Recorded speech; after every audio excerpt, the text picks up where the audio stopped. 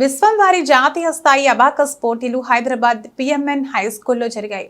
ఈ పోటీలలో unique school విద్యార్థి బి ఆదిత్య మొదటి స్థానం సంపాదించి ఇంటర్నేషనల్ పోటీలకు అర్హత సాధించారు. ఈ పోటీలలో మొదటి నుండి 5 లక్షల మంది విద్యార్థులు పాల్గొన్నారు.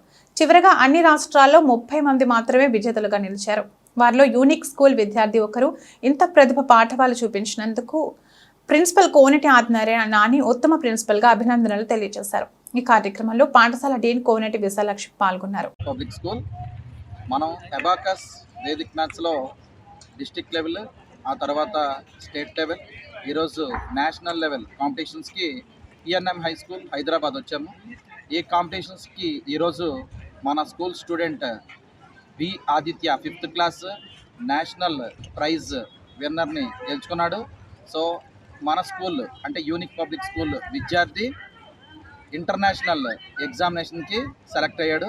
ఈరోజు మేమందరం కూడా చాలా ఆనందంగా ఉన్నాం.